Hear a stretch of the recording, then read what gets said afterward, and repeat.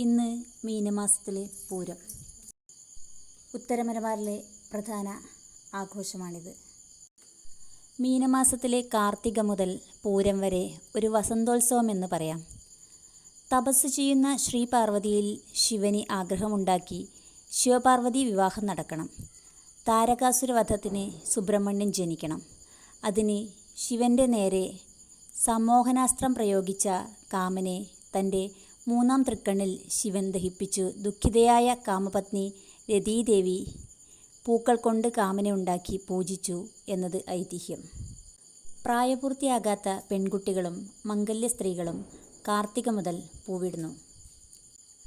പൂരം നാളിൽ ആ പൂക്കളെക്കൊണ്ട് കാമനെ ഉണ്ടാക്കുന്നു. വൈകുന്നേരം നേരത്തെ കാലത്തെ വരണേ കാമ എന്ന പ്രാർത്ഥനയോടെ ആ പൂക്കൾ ഗൃഹസമീപത്തെ പ്ലാവിൻ ചുവട്ടിൽ നിക്ഷേപിച്ച് കാമനെ അയക്കുന്നു. പൂരനാളിൽ രാവിലെ പൂരക്കഞ്ഞി ഉണ്ടാക്കി അത് നിവേദ്യം കഴിക്കുന്നു. ഗണപതിക്കും കാമദേവനുമാണ് നിവേദ്യം കഴിക്കുന്നത്. പൂരനാളിൽ ഉച്ചയോടുകൂടി പൂരട ഉണ്ടാക്കി വൈകുന്നേരം കാമദേവനെ പറഞ്ഞയക്കാനുള്ള സമയത്തിന് പൂരട നിവേദ്യം കഴിക്കുന്നു.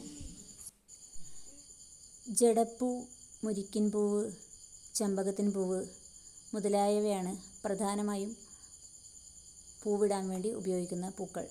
ഈ പൂക്കളുടെ ദൗർലഭ്യം കാരണം ഇപ്പോൾ ചെമ്പരത്തിപ്പൂവും മറ്റു പൂക്കളുമാണ് സാധാരണയായി ഉപയോഗിക്കാറ്.